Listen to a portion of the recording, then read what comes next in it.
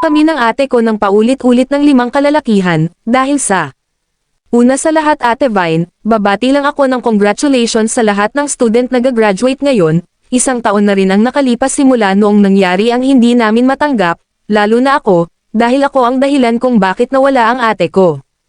Taong 2024, mahal na araw iyon.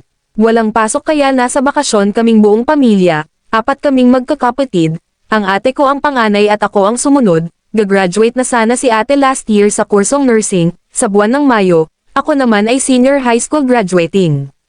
Nagbakasyon kami sa isang probinsya na may beach, 4 days kaming mag-i-stay. Masaya kami noong unang araw namin. Dahil kasama namin ang mommy at daddy. Noong pangalawang araw namin, nag-aya ako na mamangka kami ni ate, meron kasing bangka na pwedeng ma-rent, hindi kami nagpaalam sa mga magulang namin. Actually ayaw talaga ni ate, kasi kausap niya sa phone nag-BF niya, pero kinulit ko siya, hanggang pumayag na rin siya, 8 AM iyon ng umaga, at nag-rent kami ng bangka. Noong naglalayag na kami, nakakita kami sa kabila ng isang island, sabi namin kay Manong yung may-ari ng bangka na dalhin kami doon, mag-picture taking lang kami.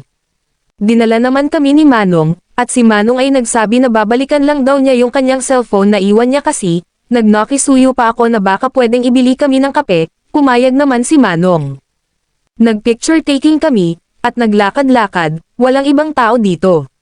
Siguro maaga pa, mga 20 minutes lang siguro, basta walang kalating oras, may mga lalaki kaming nakita, may bonnet ang mga mukha nila, mata at bibig lang ang kita, at may dala silang mga pamangwet, sabi nila ano daw ginagawa namin sa isla na iyon, delikado, sila daw ay kukuha ng mga pamain sa isda, at may dala silang itak na malaki, maya-maya pa lumapit si ate sa akin, sabi niya bumalik na kami sa bungad, baka nandoon na si Manong.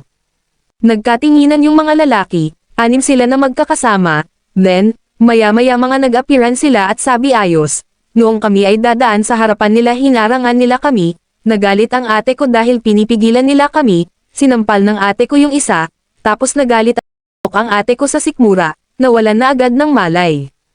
Maya-maya ako naman, nang magising kami, ibang lugar na iyon, madami mapuno, dinala pala nila kami sa taas ng bundok, umiiyak na si ate kasi pinapapak na ng 4. Ako naman 2 lalaki ang may hawak sa akin. Dahil sa iyak ay nagwawala na kami. Bago ni paulit-ulit iyon, at pinagpasapasahan kami, halos wala na kaming lakas ni ate. Hanggang sa hapon na iyon, ay umpisa pa silang lahat, tuwang-tuwa sila pag at tinangkang kaya akala ko noon ay wala na rin ako, nang magising ako, nasa ospital na ako, at paggising ko, hinahanap ko si ate. Malungkot na sinabi ni mommy na wala na si ate, pumanaw na. Hindi ko matanggap, sinisisi ko ang sarili ko, dahil kung hindi ko siya pinilit sana buhay pa siya hanggang ngayon. Ang masakit pa, hindi ko ma-identify ang mga lalaking iyon, dahil lahat sila ay naka-bonnet mata at bibig lang ang kita, dumanas din ako sa matinding depression, at umabot din sa 6 na buwan, at ngayon sa araw sana ng graduation niya, muli ko na naman siyang naalala, ate kung nasaan ka man ngayon, sorry sana mapatawad mo ako, hindi ko naman gusto ang nangyari, mahal na mahal kita ate.